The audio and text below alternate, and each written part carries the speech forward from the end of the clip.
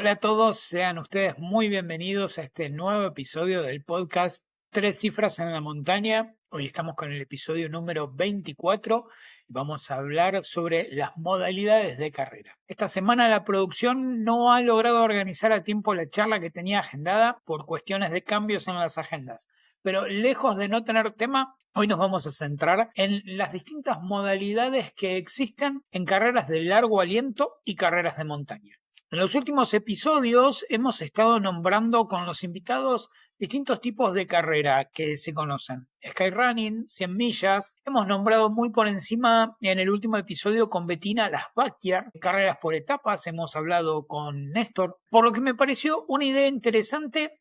Y ya que esta semana tenemos tiempo, explicaré un poco algunos de los detalles de estas modalidades, ya que al momento de realizar una preparación, cada uno de los casos tendrán que ser estudiados según las especificaciones. Como lo he comentado en anteriores ediciones, no soy entrenador ni médico, tampoco nutricionista, simplemente un entusiasta de este deporte. Para comenzar con los ultras, voy a comentar particularidades de una modalidad que básicamente no tiene fin. Y en lo personal la encuentro muy desafiante mentalmente. Las ultras en pista. Es una disciplina que no he realizado nunca y nunca digas nunca, pero no sé si me es tan atractiva. Las ultras en pista, como su nombre lo dice, se van a llevar a cabo en una pista de atletismo de 400 metros de distancia en su carril número 1. Y se trata de dar vueltas hasta tanto se cumpla la distancia o el tiempo. Más allá de que la pista sea de 400 metros, en algunos casos se le va a agregar una distancia extra para que la vuelta termine teniendo entre 1 y 2 millas, o sea, unos 1.600 metros o 3.200 metros para cada una de las vueltas. Viendo los reglamentos de las competiciones, seguramente habrá alguno que se diferencie un poco de lo que les comentaré, pero en su mayoría suelen ser similares. La organización da a los corredores un sitio para que puedan tener sus cosas. Dispondrán de voluntarios que brindarán ayuda a los competidores y también habrá un espacio o un puesto donde podrán encontrar agua, refresco, bebida isotónica, fruta, frutos secos, barritas energéticas, aparte de café y caldo durante la noche. Cualquier otra cosa que el participante pueda necesitar, como es lógico, lo aportará cada uno. Básicamente, un puesto genérico y un puesto propio. Imagino que sería interesante, más allá de los voluntarios, poder contar con alguna asistencia propia para poder gestionar de manera más eficiente el puesto propio. Ahora bien, dar vueltas. Pero ¿hasta cuándo? Lo que se utiliza en algunos casos es cada 3 horas y con un previo aviso se realiza un cambio en la dirección para donde se está corriendo. Si estoy yendo en el sentido de las agujas del reloj, a las 3 horas empezaré a correr en el sentido en contra de las agujas del reloj. Según la prueba, se realizan mediciones intermedias que luego serán informadas a los corredores, pero en principio lo que se tiene en cuenta son 50 kilómetros, 50 millas, 100 kilómetros, 100 millas, 6 horas, 12 horas y el final a las 24 horas. Pero como 24 horas no son nada para un ultra, también hay pruebas de 36, de 48 horas y hay hasta de 5 días corriendo en una pista de 400 metros. La más larga reconocida es la Transcendence Race, que es una locura con especificaciones muy interesantes. Para comenzar, la meta es recorrer en una vuelta alrededor de un colegio por la calle o la acera la módica distancia de 3.100 millas, que en traducción a métrico son unos 5.000 kilómetros. Sí, 5.000 kilómetros. Pero, siempre hay un pero, solo se puede correr entre las 6 de la mañana y la medianoche, pero, siempre hay otro pero, se tiene que realizar en un tope máximo de 52 días. En este caso, la organización no solo provee un puesto comunitario para que los atletas puedan beber y comer, sino que también les provee un sitio para descansar durante las noches. Haciendo una matemática rápida, que en realidad figura en el sitio oficial de la carrera, para poder completar el desafío se debe realizar un promedio de casi 96 kilómetros diarios. suelen aceptar unos 15 participantes por año únicamente. Obviamente que se aceptan los participantes a través de un currículum del corredor y toda una definición de especificaciones sumamente altas. Y locuras aparte, viéndolo desde afuera, ya sea para 50 kilómetros, 24 horas o para 3.100 millas en pista, entiendo que lo más complejo de gestionar sería el paso por el puesto, tanto el propio como el comunitario, y detenerse por cualquier incomodidad o ansiedad. Tener definido muy claramente cuáles serán los momentos en los que uno se va a detener y no perder el tiempo en muchas ocasiones. Regresando a la montaña, nos encontramos con varias modalidades. En la página de ITRA, sobre la que he hablado en el episodio 18, nos indica cuál es la medición básica que se utiliza para diferenciar las carreras por las distancias que tengan y por el desnivel que encuentran en el circuito. Como había comentado en ese momento, se toma el kilómetro esfuerzo, donde se le sumará 1 kilómetro por cada 100 metros positivos de desnivel que proponga el recorrido. Por lo que si tengo una carrera de 50 kilómetros con 2.500 metros positivos de ascenso, me da un total de 75 kilómetros esfuerzo. La numeración que se tiene en cuenta por ITRA es la siguiente. Para 0 puntos ITRA van a ser carreras de 0 a 24 kilómetros esfuerzo. La puntuación 1 es de 25 a 44. De 2 puntos ITRA es 45 a 74 kilómetros esfuerzo. La puntuación de 3 de ITRA es de 75 a 114 kilómetros esfuerzo. Los 4 puntos de ITRA son de 115 a 154 kilómetros esfuerzo. Los 5 es de 155 a 209 kilómetros esfuerzo. Y la mayor puntuación que da ITRA, que son los 6 puntos, es más de 210 kilómetros esfuerzo. Esto se tiene en cuenta para carreras que se llevan a cabo en una sola etapa. Por lo general, el terreno en el que se corran las carreras será quien indique la dificultad, si la carrera recorre zonas más técnicas o más sencillas. Pero luego nos encontraremos con otros factores que también son tenidos en cuenta en cada edición, como son el clima con el que se desarrolló la prueba, se tienen en cuenta los metros de ascenso, de descenso y la altitud de inicio, máxima y promedio. Esta especificación de la altitud nos ubica en una categoría propia de carreras por montaña, que son las Sky Race. Es un circuito internacional que cuenta con una particularidad propia. Las carreras tendrán entre unos 20 a 30 kilómetros normalmente. El Mundial de Skyrunning cuenta con 24 carreras a lo largo del año en 4 continentes, donde 3 de estas carreras serán de distancia maratón. Otras 3 alrededor de 35 kilómetros. Pero las restantes 18 carreras se encuentran entre 20 a 30 kilómetros de distancia. Pero en todos los casos no pueden tener menos de 2.000 metros positivos. Estas carreras contarán con una variedad de altura muy marcada, donde nos podemos encontrar con, por ejemplo, acantilados del norte, en la isla de La Palma, en España, que tiene 29 kilómetros con 2.000 metros positivos, que toca un máximo de 600 metros de altura. Como también nos podemos encontrar con Andes Mountain Marathon, en Chile, que tiene 35 kilómetros con 3.500 positivos, pero tocando una altura máxima de 5.400 metros sobre el nivel del mar. También se puede pasar, por ejemplo, por Ueda Sky Race, que son 24 kilómetros, pero con 3.000 metros positivos, pasando por unos 1.140 metros de altura, donde el desnivel es más fuerte que la distancia al momento de hacer la cuenta del kilómetro esfuerzo. Pasando a otro tipo de carreras, vamos a hablar un poco de lo que son las carreras por etapas. En estos casos, se recorren grandes distancias divididas en pequeños tramos cada día. Entre ellas, tenemos pequeñas diferencias que le darán mayor dificultad a la prueba. Por ejemplo, para comenzar, tendremos una carrera muy reconocida e histórica en la Argentina, llamada El Cruce.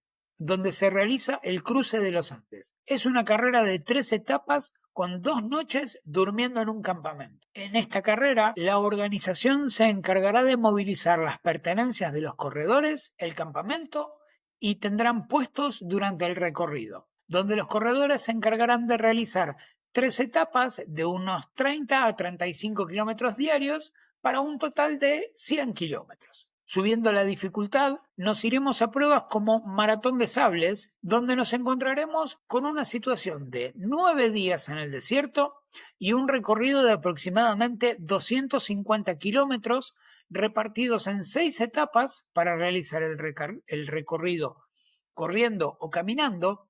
Esta aventura se lleva a cabo en autosuficiencia alimentaria, donde los participantes llevarán todo su equipo y comida, excepto el agua y la tienda de campaña. Para ponernos un poco más exigentes, podemos pasar a la serie de carreras de The Track. En esta oportunidad estaremos hablando de 520 kilómetros divididos en 10 etapas con 9 noches. También serán de autosuficiencia alimentaria. Estas carreras se llevan a cabo en Namibia, en Mongolia, en Bolivia, en Finlandia y en Australia. La última modalidad de carrera que voy a abordar en este episodio son las carreras en vueltas. Es un recorrido definido que tiene que ser realizado cumpliendo con algunas condiciones propias. Una modalidad sumamente interesante y que se ha puesto en cartel en los últimos años son las Backyard Ultra. Se trata de una carrera de ultradistancia en un bucle de 6 kilómetros 700 a realizar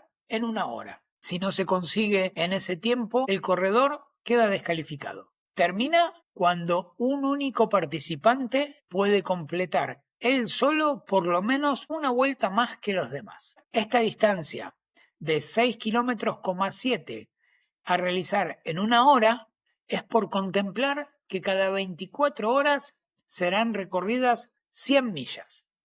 Para que el participante se considere en competencia, debe encontrarse en la caja de largada al sonar la alarma en cada hora. Para esto cuentan con un aviso previo a los 3, a los 2 y 1 minuto antes. El ritmo más lento que se puede tener es justo por debajo de los 9 minutos por kilómetro, pero con la consigna de que al finalizar cada vuelta deben quedarse en las tiendas propias de cada corredor hasta que la siguiente hora de largada se dé. Todo lo antes que el corredor llegue será tiempo que podrá descansar, hidratarse y alimentarse. Pero llegar más rápido significa gastar más energía. Llegar más lento significa tener menos tiempo de descanso.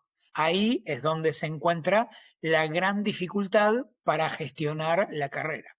El récord fue alcanzado este año 2025 en Bélgica con 116 loops, la módica suma de 777 kilómetros, en un tiempo de 116 horas, obviamente, o dicho de otra manera, 4 días y 20 horas. Una particularidad de esta carrera es que se realizan campeonatos internacionales en diferentes partes del mundo, a distancia, donde se buscan recorridos homologados que tengan condiciones de terreno y desnivel similares y todos comienzan a la vez. Lo que hace que algunos corredores comienzan a las 8 de la mañana, otros a las 2 de la tarde y los de más allá a las 8 de la noche, pero todos juntos. Su creador y fundador indicó que la parte más difícil del recorrido de la carrera, siempre y para todos los corredores, es la distancia entre la silla donde descansan y el cajón de salida. Me puedo imaginar claramente lo que quiere decir. Esta persona es Gary Cantrell, más conocido como Lazarus Lake. Es también conocido por ser creador y director de distintas carreras de resistencia y ultradistancia, como la Ball State 500K, A Race of the Ages, Last Annual Heart of the South y Sterling Gym 40. Para darse una idea de las locuras que desarrolla este hombre como carreras, A Race for the Ages tiene una metodología muy extraña. Los corredores de 40 años o menos tendrán 40 horas para correr por un circuito de 1 milla, la mayor cantidad de distancia que puedan. Los corredores mayores de 40 años dispondrán de la cantidad de horas según su edad. Esto significa que un corredor de 50 años dispondrá de 50 horas y uno de 70 años, 70 horas. Cabe destacar que un corredor de 74 años realizó un total de 230 millas, con lo que lo de la edad en ciertos casos no es más que un mito.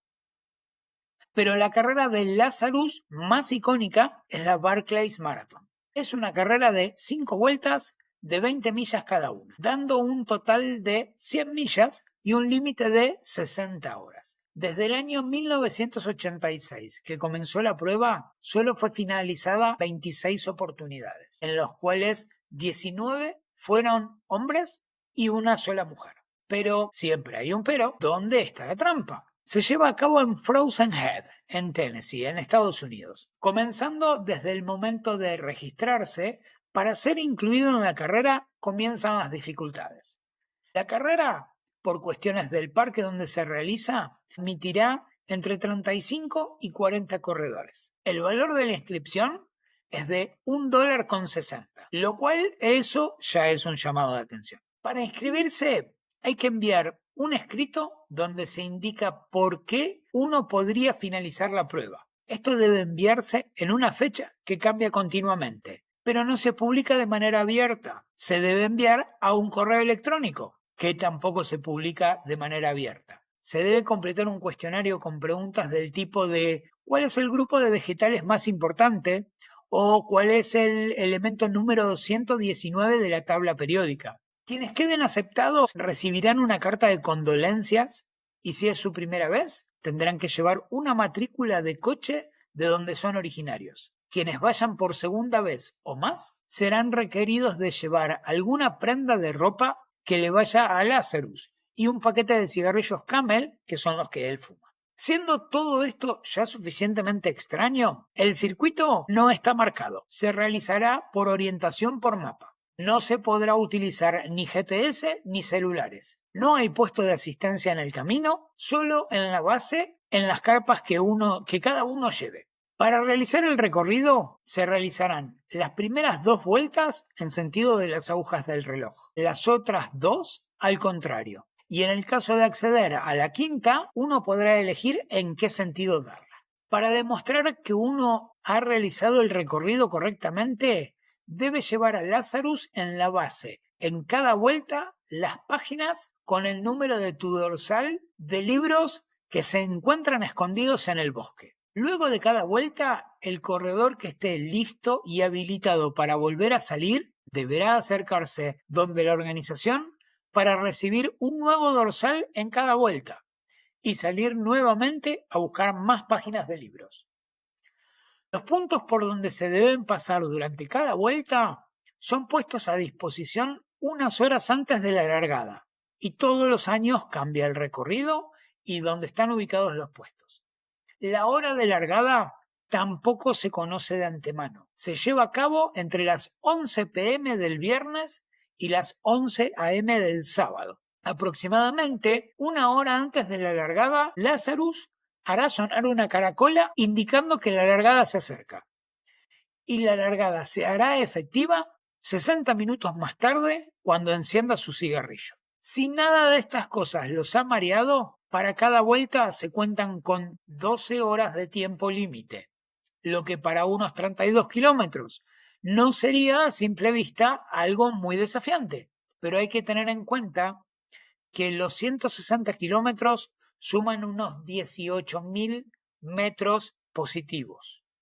Básicamente, el doble de lo que se puede encontrar en una ultra de altísimo nivel como es UTMB, que para los 170 kilómetros ofrece unos 10.000 metros positivos. Pero sin asistencia, sin puestos, sin recorrido marcado, una delicia. Hay muchas maneras más de realizar carreras, más de las que normalmente nos podríamos imaginar. Pero tenía hace ya varios días ganas de hablar sobre estas maneras de hacerlo. Déjenme en los comentarios qué les parecen estos tipos de carrera y si hay alguna que no conocían, pero que les gustaría intentar. Les dejo un saludo muy grande y les agradezco el tiempo que dedican a escuchar o ver este podcast y recuerden que cada paso cuenta. Nos vemos en la próxima edición. Hasta luego.